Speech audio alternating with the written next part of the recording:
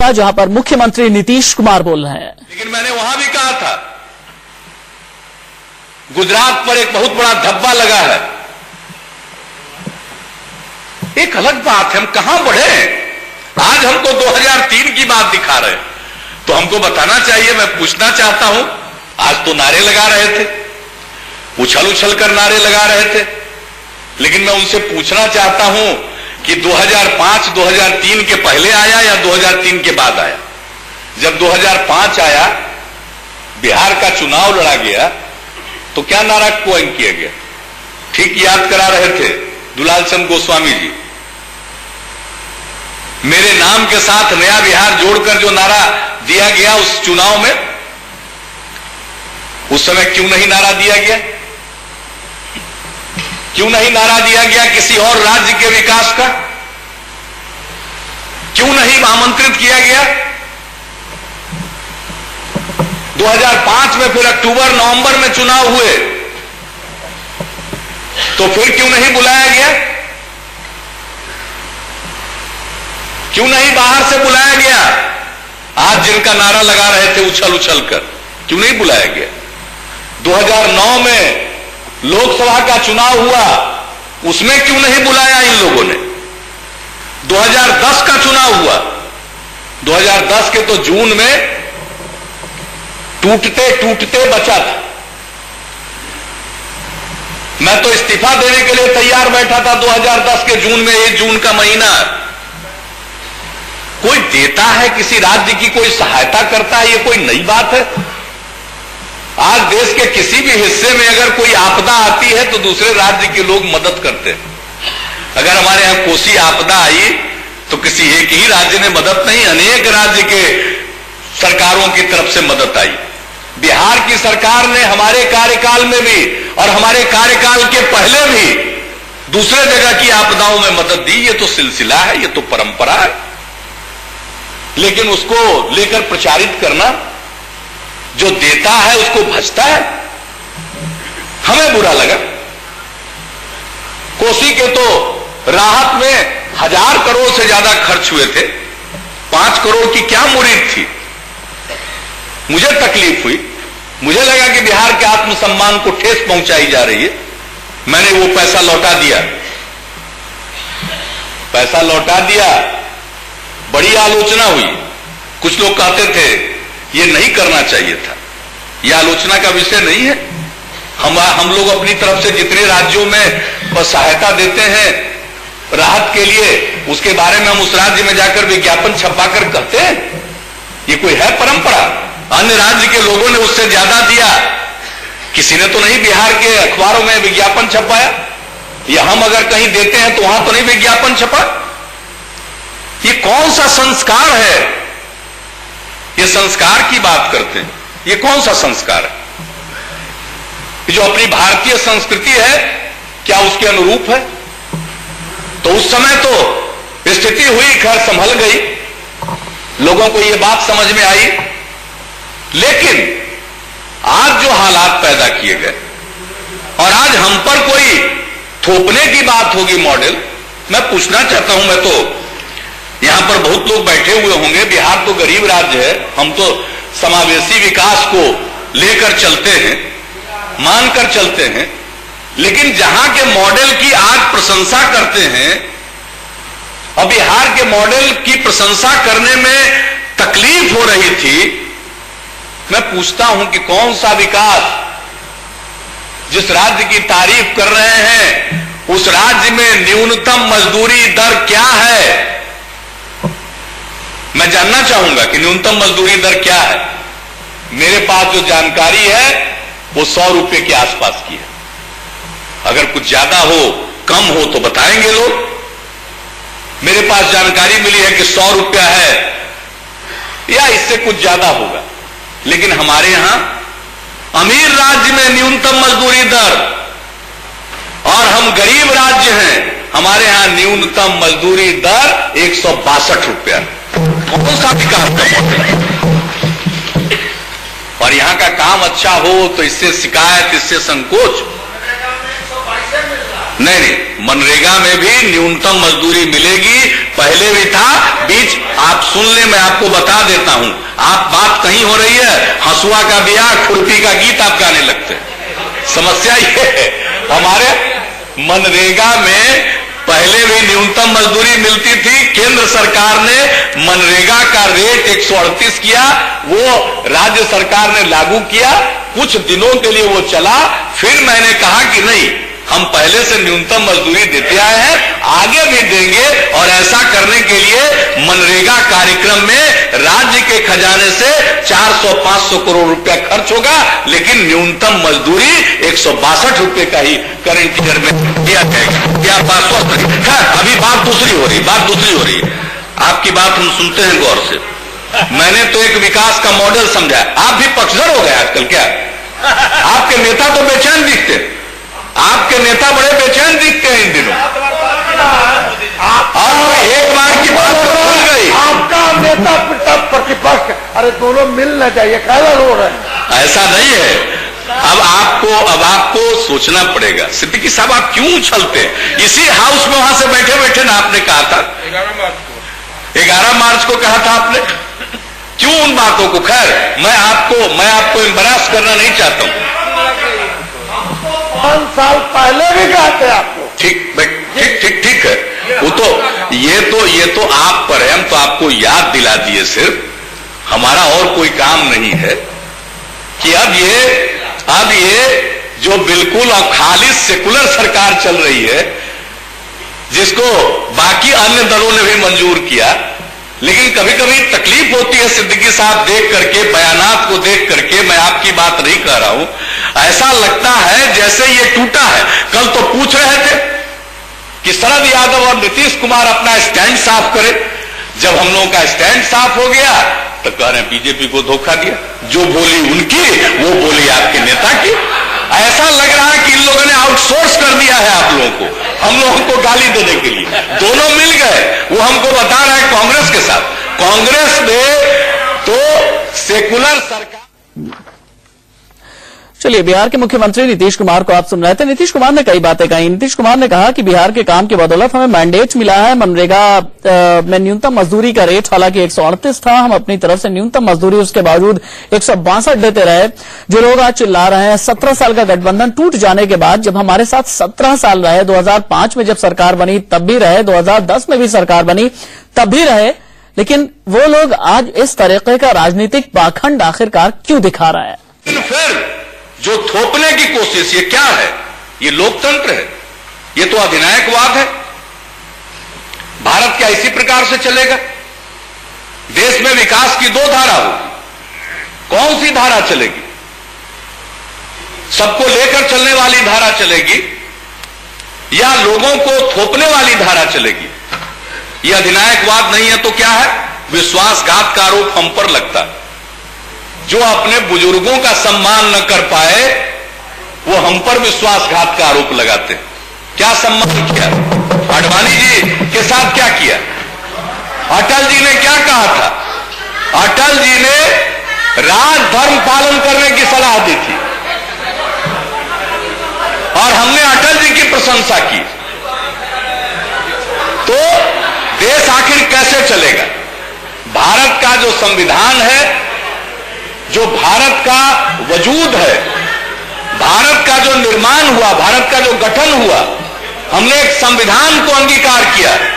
उस संविधान की जो मूल अवधारणा है, उस संविधान के अनुरूप जो भारत का एक दर्शन है, उसके अनुरूप देश चलेगा या एक नए ढंग से देश को बांटने वाली धारा चलेगी? देश की जनता इसको कतई स्वीकार नहीं कर सकती है। हम कभी भी विभाजनकारी धारा को स्वीकार नहीं कर सकते हैं। और आज तो हमें खुशी है, बीच में तो अनेकों बार कहे गए, लोगों ने कहा, भाई हमने कहा आप अपना नजरिया तो साफ कीजिए, हम लोग तो गठबंधन में रह सकते हैं, लेकिन अपना नजरिया तो साफ करिए। लेकिन नजरिया पर किसी की हिम्मत नहीं। क्या मजबूरी है, क्या परेशानी है? बिहार का जो मैंडेट है बिहार के लिए था, लेकिन केंद्र में सरकार में जाने के पहले हम लोगों ने साफ तौर पर शर्त रखी थी कि विभाजनकारी राजनीति नहीं होगी, जो विवादित मुद्दे हैं उनको अलग रखा जाएगा। 98 में जब हम लोग सरकार में शामिल हुए, आदरणीय जौहर साहब शामिल हुए, तो यह बात तय हो गई कि धारा 370 को संविधान से हटाने की बात नहीं होगी, कॉमन सिविल कोड समान आचार संहिता थोपने की बात नहीं होगी, और अयोध्या मसले का समाधान या तो आपसी बातचीत से होगा या कोर्ट के फैसले से होगा। यह तय हो गया। हम लोग सरकार में शामिल हुए। 99 में एनडीए बना, 1999 में नेशनल एजेंडा फॉर गवर्नेंस तैयार किया गया, उसमें यह मूल धारणा थी, और अटल जी के नेतृत्व में विवादित मसलों को अलग रखा गया, इसलिए हम लोग शामिल हुए थे। और बिहार में जो सत्ता पक्ष था, उसके खिलाफ के जितने वोट थे उसको एकजुट करने के लिए हुआ था। 95 का चुनाव हुआ था, उस समय जो सत्तारूढ़ दल था उसको मात्र 27.78% वोट मिले थे और पूर्ण बहुमत प्राप्त हुआ था। हम लोगों को 10% के करीब, भाजपा को भी 10% के करीब, हमारा 10% ये झारखंड छोड़ करके ये पूरा जो इलाका है जो आज का बिहार है उसमें, तो ये सब, उस समय तो झारखंड भी साथ था, तो झारखंड में उनका ज्यादा, लेकिन बाकी के इलाकों में कम। तो हम लोगों ने देखा कि ये मतों का बिखराव हुआ, इसको रोकने के लिए हम लोग एक साथ मिले, टैक्टिकल अलायंस हुआ, टैक्टिकल एडजस्टमेंट हुआ, और उसके चलते 96 में परिणाम आने लगा लोकसभा के चुनाव में। तो दोनों बात थी, यहां का जो हुआ वो यहां मतों के बिखराव को रोकने के लिए, और दिल्ली की सरकार में गए जब विवादित मसलों को हटाने की बात हो गई। 1999 में नेशनल एजेंडा फॉर गवर्नेंस पर सहमति बनी, और तब हम लोग साथ हुए। आज जब उसके विपरीत सब कुछ हो रहा हो, एक साफ साफ दिख रहा है कि अधिनायकवादी प्रवृत्तियां उभरने की कोशिश कर रही हैं, तो इस समय हम हाथ पर हाथ धरे बैठे नहीं रह सकते थे। हमने कहा था कि आप नेतृत्व का मसला तय कीजिए, और नेतृत्व का मसला तय करने के लिए बार बार आश्वासन हम तो देखेंगे। हमने कहा है कि भाई इतने दिनों का साथ रहा है, हम तो कटु वचन का प्रयोग नहीं करेंगे, राजनीतिक बातों का राजनीतिक उत्तर देंगे, लेकिन हम कटुता नहीं रखेंगे। कल अगर कुछ हुआ है ठीक नहीं है, दोनों दल के लोगों को चाहिए इससे बचें, लेकिन हमला दूसरी तरफ से हुआ, हमला दूसरी तरफ से हुआ, वो बात अलग है, लेकिन फिर भी इस तरह की बात नहीं होनी चाहिए। कहना चाहता हूं कि बहुत सारी बातें आई, हमको क्या आश्वासन दिया गया था, किन्होंने क्या आश्वासन दिया, ये सारी बातें आएंगी। आज थोपने की बात होगी। हमारा स्टैंड, हम लोगों का स्टैंड शुरू से साफ था। अगर बिहार में जो चल रहा था उसको चलने के लिए उसी तरह से छोड़ दिया जाता, और दिल्ली में अटल जी के रास्ते को अख्तियार करने की कोशिश होती, तो हम लोगों को कोई एतराज नहीं था। विवादित मुद्दों को अलग रखते हुए, विवादित व्यक्तित्व को अलग रखते हुए, आप एक सर्व स्वीकार्य व्यक्तित्व को आगे करते ही आपका अधिकार था, हमें कोई दिक्कत नहीं थी। लेकिन यह संभव नहीं कि हम उस चीज को स्वीकार करें जो आप चाहते हैं। और जिस ढंग से हुआ, कमेटी की बात हो सकती है, भारतीय जनता पार्टी के कमेटी की बात हो सकती है, लेकिन जिस ढंग से उसको प्रस्तुत किया गया, उसके बाद किसी प्रकार का भ्रम नहीं रहा कि कल क्या होने वाला। तो हम लोग एक राजनीतिक दल के नाते राजनीतिक निर्णय लेंगे, दीवार पर की लिखावट को पढ़ लिया, कल क्या होना चाहिए। हम लोगों ने आश्वासन चाहा, वो नहीं मिला, साफ साफ बात नहीं हुई, तो इसके बाद तय हुआ। अब आज दुखड़ा रो रहे थे, मैं उनकी बात कर रहा हूं। हम तो सेवा यात्रा पर थे, सेवा यात्रा से जैसे ही लौटे, इसके बाद हमारे कई साथी हमारे पास बैठे हुए थे। हमने कहा कि भाई अब चलना संभव नहीं है, तो अलग होना है तो बातचीत कर ले कि किस तरह से अलग हो। अलग होने का भी रोड मैप तय कर लिया जाए, उसी हिसाब से चलेंगे, जो वो कहेंगे हम स्वीकार करेंगे।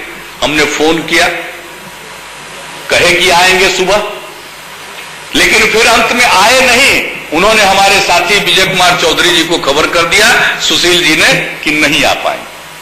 जो आने का कोई मतलब नहीं। आते तो उस समय बात होती।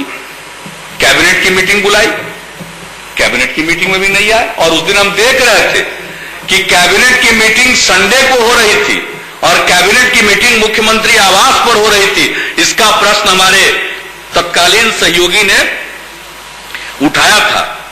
हमने कहा कि भाई रविवार को तो अनेकों बार कैबिनेट की मीटिंग, पिछली सरकारों का तो छोड़ दीजिए, हमारे ही सरकार का हुआ है। 16/4/2006 को सचिवालय मंत्रिमंडल कक्ष में, 19/11/2006 को एक अन्य मार्ग में, 9/12/2007 को एक अन्य मार्ग में यानी मुख्यमंत्री आवास में, 7/12/2008 को सचिवालय मंत्रिमंडल कक्ष में, 31/3/2013 एक अन्य मार्ग में, 31/3/2013 को एक अन्य मार्ग में और 16/6/2013 को एक अन्य मार्ग। रविवार को संपन्न मंत्रिमंडल की बैठक का हमने सिर्फ ब्यौरा दिया। तो रविवार को तो बैठक हो ही सकती है, कोई यहां की बात नहीं, सब जगह बैठकें होती है। और मुख्यमंत्री आवास मुख्यमंत्री का निजी आवास नहीं होता, वो तो सरकारी आवास है, वहां से काम होते ही हैं।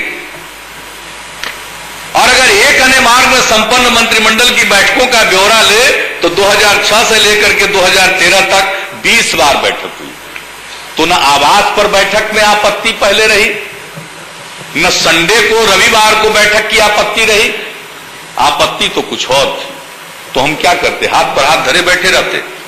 अभी सिद्दीकी साहब आरोप लगा रहे थे सरकार रही नहीं, या कोई एक इस तरह का माहौल, अनिश्चय का माहौल कायम रहने देते, इसलिए हमने तत्क्षण निर्णय लिया। मैं पूरे निष्ठा के साथ इस बात का उल्लेख मैं सदन में कह रहा हूं, हमारे 4-5 साथी इस बात के गवाह हैं कि हमारा विचार था वो जो कहेंगे हम उसी को करेंगे। अलग होने का भी जो रास्ता होगा, मैंने कहा इनको कि अलग होने का भी एक रोड मैप हो जाना चाहिए। भाई हम तो शुरू से कहते रहे, अगले दिन हिंदुस्तान टाइम्स ऑफ इंडिया में मेरे स्टेटमेंट की बात कर रहे हैं। टाइम्स ऑफ इंडिया में मेरा स्टेटमेंट क्या है? हमने कहा है उसमें कि हमारे जो कंसर्न्स हैं, यानी जनता दल यू की जो चिंताएं हैं, हमारे कंसर्न्स को पब्लिकली एड्रेस किया जाना होगा। यानी हमारी जो चिंताएं हैं उसका निवारण सार्वजनिक तौर पर करना होगा। Quote unquote times of India में मेरा कोट पढ़ लीजिए। टाइम्स ऑफ इंडिया समाचार पत्र है, उसने लिखा हमारे पब्लिक कंसर्न्स क्या थे, वो उसको समझते हुए उन्होंने अपने ढंग से वो हेडिंग बनाई। हम अपने कंसर्न का पब्लिकली एड्रेस चाहते थे, ये कौन सी बात नहीं थी। हम तो सदैव से कहते रहे कि भाई दिल्ली के नेतृत्व का फैसला कर लीजिए और जो हम लोगों के विचार हैं उस दायरे में होने चाहिए। तो इसलिए न कोई विकास का मॉडल है जो हमें स्वीकार्य हो, बिहार को तो बिहार का मॉडल ही चलेगा और देश को भी बेहतर ज्यादा, बिहार चूंकि एक अविकसित प्रदेश है, इसके विकास का रास्ता इन्होंने दिखाया है। आज तो दूसरे देशों में भी इसकी चर्चा होती है, इस पर भी तो अभिमान करना चाहिए, लेकिन लोगों को डर लगता है, इस बात से अब संकोच होता है, परेशानी होती है। इसलिए हम लोगों के सामने कोई विकल्प नहीं था और जब एक बार राजनीतिक रास्ता अलग हो जाता है तो आदमी को कदम उठाना पड़ता है और हमने वही कदम उठाया। और इसके खबर कि कोई कहे कि आप विश्वास मत हासिल करिए, हमने विश्वास मत हासिल किया। हमारे 118 सदस्य हैं, कुछ निर्दलीय सदस्य, माननीय निर्दलीय सदस्य तो पहले से समर्थन कर रहे हैं, जग जाहिर है, जग जाहिर है, पहले से समर्थन कर रहे हैं, राजनीतिक समर्थन दे रहे हैं। और आज उनके वक्तव्य से आपको प्रकट होगा ये कौन सी नई बात है, कौन सा जुगाड़ है इसमें। मैं जानना चाहता हूं जुगाड़ क्या है इसमें। आरोप लगाना, सिद्दीकी साहब एक मिनट, आरोप लगाना आसान है और लोग विश्वासघात दिवस पर बंद करते। अगर रहते नंद किशोर जी से पूछते, बहुत अच्छा बंद का आह्वान किया, जिसमें अपनी दुकान खुली रही और बाकी के दुकान को बंद करने के लिए आप लाठी डंडा चला रहे। सबसे ज्यादा सेल हुआ और श्याम रजक जी बता रहे, मुझको नहीं मालूम है, खैर हमने उद्घाटन किया वो ठीक है, लेकिन आप सोच लीजिए भाई क्या है, कहां बंद हुआ। ये तो बिना मतलब का फालतू काम या झंझट अगर नहीं हो गया होता वीरचंद पटेल पथ पर, तो बंद तो सुपर फ्लॉप था। कहां बंद था? सब लोग आ जा रहे थे। कौन सा बंद था? लोग जहां जाना चाह रहे थे वहां जा रहे थे। कैसा बंद था किसको मालूम नहीं है। फोटो अपॉर्चुनिटी होता, रेल के इंजन पर चढ़ के फोटो हो जाता है, सड़क पर कुछ टायर जला करके कुछ दिन ट्रैफिक रोक दिया जाता है। कौन सी चीज है? मैंने कहा लोग खींच उतारेंगे कुछ। आदमी जब किसी रास्ते पर चलता है तो थोड़ी भड़ास निकालता है, थोड़ी खींच उतारता है। लेकिन जिस ढंग के शब्दों का, भाषा का प्रयोग कल किया गया है, उससे तो मेरा मन और मजबूत हुआ कि भले ही अलग हो गया, अंदर अंदर कुछ बाहर।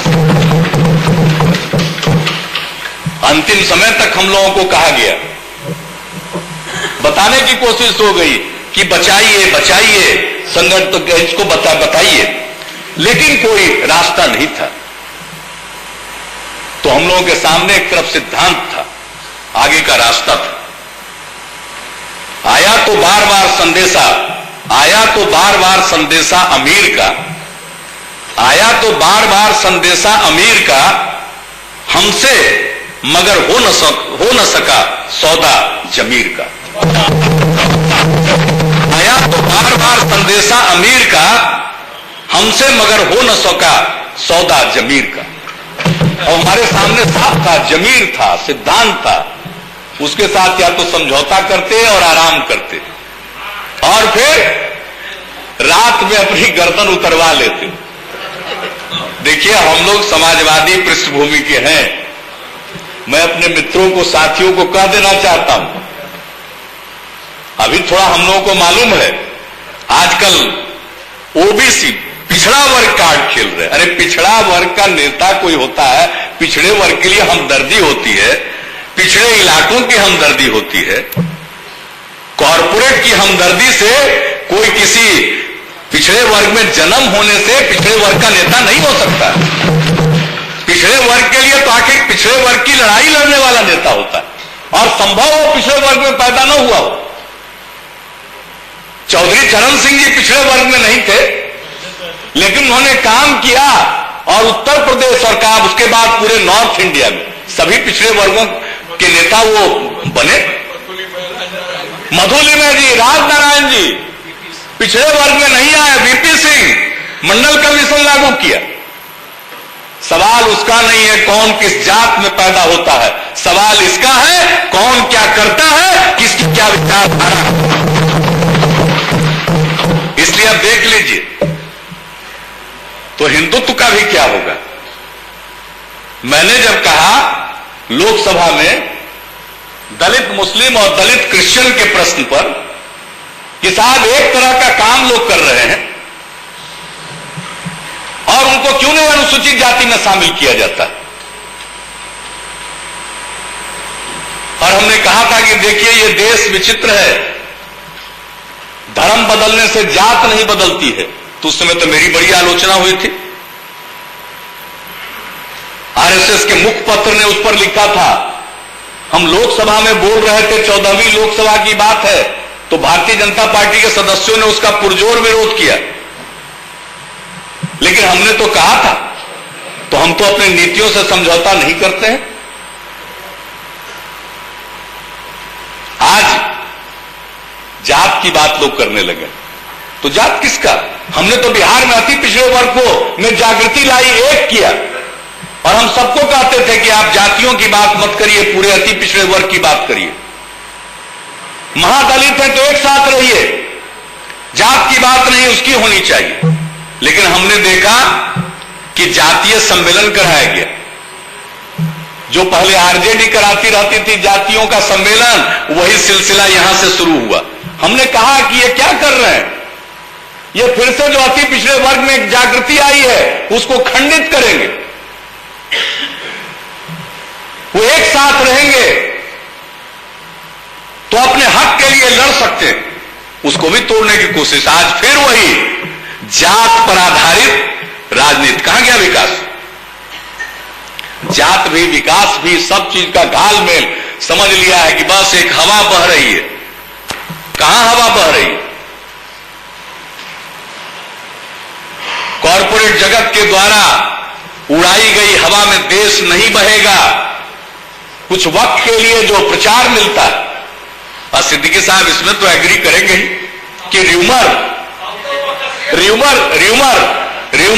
स्प्रेड करने का जो एक सोसाइटी है, तो ये जो पुराना टेक्निक है उसके जरिए कुछ देर के लिए पर्दा भ्रम के बादल छा सकते हैं, लेकिन ये भ्रम का बादल नहीं। इस देश में जो लोकतंत्र की धारा है, जो सेकुलर धारा है, समावेशी विकास की धारा है, इंसाफ के साथ आगे बढ़ने की धारा है और सबको साथ लेकर चलने वाली जो धारा है, वही धारा बलवती है और वही आगे बढ़ेगी। इसको जो तोड़ना चाहेगा उसको भ्रम हो सकता है, लेकिन अंततोगत्वा वो कामयाब नहीं हो सकता। यह देश अगर वैसी धारा कामयाब होती है तो देश बिखरेगा। आइडिया ऑफ इंडिया जिसको कहते हैं, जिसके बारे में हमने कहा भारत का जो सोच है वो भी खंडित होता है, और हम नहीं सोचते हैं कि इस देश के आम लोग कभी जो भारत का सोच है, आइडिया ऑफ इंडिया है, इसको समाप्त होने देंगे, इसके वजूद को खत्म होने देंगे। कुछ लोगों का भ्रम कुछ इलाकों पर हो सकता है, लेकिन इसके अलावे कुछ नहीं। और देश में आगे बढ़ने के लिए, सरकार बनाने के लिए 272 एमपी की जरूरत पड़ेगी। हम लोग तो साथ भी रहते तो भी 272 की गुंजाइश नहीं, 200 पार करना मुश्किल था। अब तो हम लोग भी अलग हो गए। गठबंधन का दौर है, भ्रम में न जिए कि हवा बांधने देने से ये देश उनके हवा में बह जाएगा। यह भ्रम है, कुछ देर के लिए लोगों को लग सकता है। और मुझे खुशी होती अगर हमारे पुराने साथी साथ बैठते और जिस तरह से वो कहते वही रास्ता हम अलग होने का अपनाते, लेकिन कुछ बताने के अभाव में हमें ये रास्ता अपनाना पड़ा। और इसके कवल की कोई विश्वास मत हासिल करने के लिए कहे, हम सदन में विश्वास मत का प्रस्ताव लेकर आए हैं। और इस सदन में जिन लोगों ने हमारे विश्वास मत का समर्थन किया है उनको मैं तहे दिल से शुक्रिया अदा करता हूं और इस सदन से दरख्वास्त करता हूं कि हमारे मंत्रिपरिषद के प्रति अपना विश्वास प्रकट करें।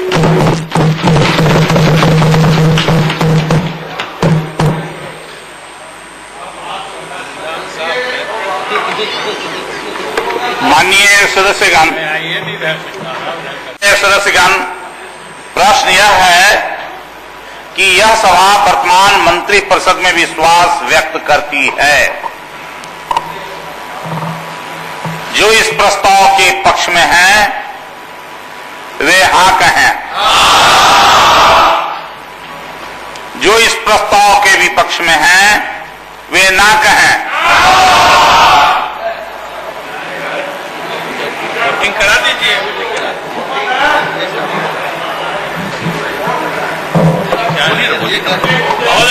जब नाक लोग भी कह रहे हैं तो हम तो सरकार की तरफ से आपसे दरख्वास्त करेंगे कि इस पर वोटिंग करा दिया जाए। वोटिंग हाँ, 50 आपके बात हुआ है हमारा, इसका कब आइएगा तो पड़ेगा चक्कर में। आपके इस धमकी वाली भाषा का तो प्रयोग आपके नेता कई दिन से कर रहे हैं। ऐसा सदन नेता का बहुत लंबा चौड़ा सुना हम लोगों ने, और नेता प्रतिपक्ष का भी सुना। दोनों आदमी अलग होने के बड़े दुखी हैं, और हमको लग रहा है कि इनका दुख का पीड़ा ज्यादा दिन चलने वाला नहीं है। और ये कहते ही थे कि रणनीति के तहत है, ये लोग जो है बिहार की जनता को भ्रम में डाल रहे हैं, और ये स्ट्रेटेजिकली अलग हुआ है। माननीय सदस्यगण,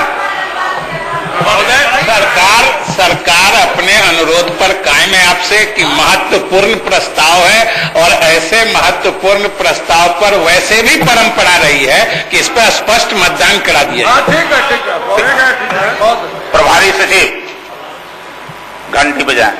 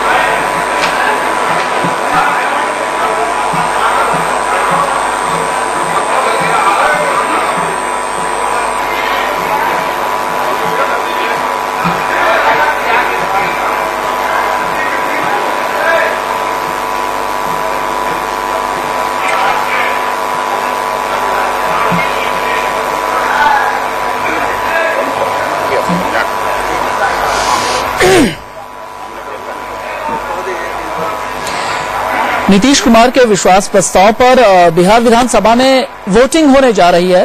बिहार सरकार ने अपनी तरफ से ही ये दरख्वास्त की, अपील की कि एक महत्वपूर्ण प्रस्ताव है, इसलिए इस प्रस्ताव पर वोटिंग होनी चाहिए। इससे पहले नीतीश कुमार ने विश्वास प्रस्ताव पेश करने से पहले उन्होंने बिहार विधानसभा में बहुत कुछ कहा है, बहुत कुछ बोला है। उन्होंने ये कहा कि आइडिया ऑफ इंडिया की सोच विखंडित नहीं होने देंगे। घंटी बंद कर।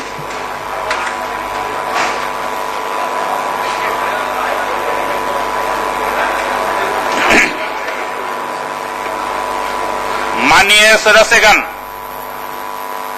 जो हां के पक्ष में हैं, वो अपने अपने स्थान पर खड़े हो जाएं।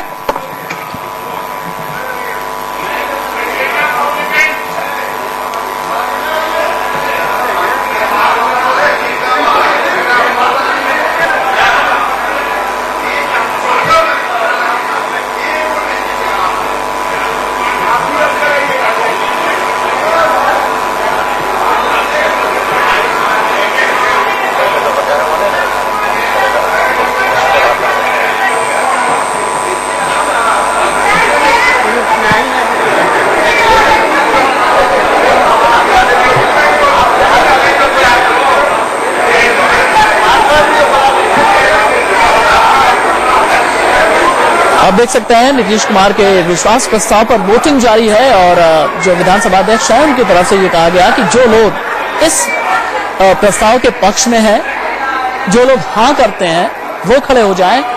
जिन लोगों ने हाँ किया है वो लोग खड़े हैं और अब हेड काउंट किया जा रहा है। कुल मिला कर के जो विधानसभा वार स्थिति है, बिहार में जो नंबर गेम है, हाउस का पूरा स्ट्रेंथ जो है, जो सदन की शक्ति है, वो 245 विधानसभा की सीटों की है। जेडीयू के पास 118 सीटें हैं, बीजेपी के पास 91 सीटें हैं, आरजेडी के पास 22 सीटें हैं और जो इंडिपेंडेंट हैं यानी जो निर्दलीय हैं उनके पास 6 सीटें हैं। कांग्रेस के 4 विधायक हैं, एलजेपी के 1 हैं, सीपीआई के 1। मेजॉरिटी जो बनती है 122 की बनती है, यानी मेजॉरिटी से 4 मेंबर्स पीछे है अभी फिलहाल जेडीयू, क्योंकि जेडीयू की 118 सीटें हैं। और कहा यह जा रहा है कि 4 जो निर्दलीय विधायक 6 हैं, उनमें से 4 ने विनय बिहारी, पवन कुमार जायसवाल, सोम प्रकाश सिंह और दुलाल चंद्र गोस्वामी ने अपना समर्थन दे दिया है। और अब हेड काउंट होने के बाद यह पता चलेगा कि इस विश्वास प्रस्ताव के पक्ष में और उसके विपक्ष में कितने वोट पड़े हैं। इससे पहले नीतीश कुमार ने 17 साल क्या बल्कि आजाद हिंदुस्तान का पूरा इतिहास याद दिला दिया। नीतीश कुमार ने यह कहा कि आइडिया ऑफ इंडिया की सोच विखंडित कतई नहीं होने देंगे। गठबंधन का दौर है और इस दौर में कोई भी भ्रम में न जिए। हवा बांधने से देश नहीं चलता।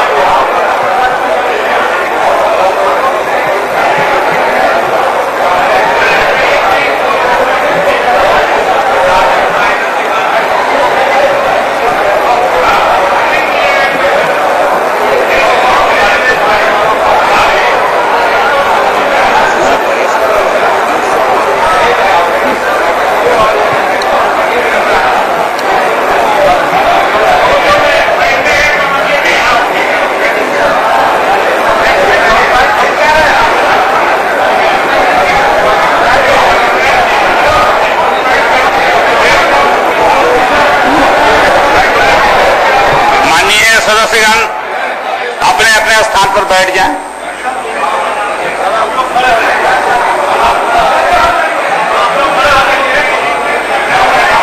हो गया ना, हो गया।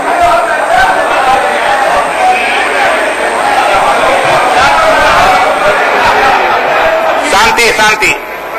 माननीय सदस्यगण, अब जो ना के पक्ष में है अपने अपने स्थान पर खड़े हो जाएं।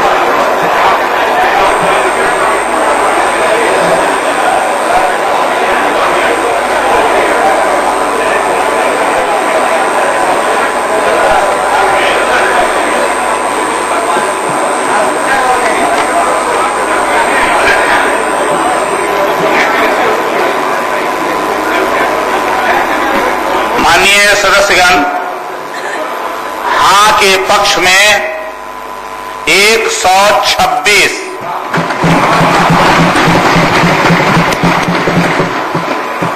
ना के पक्ष में 24,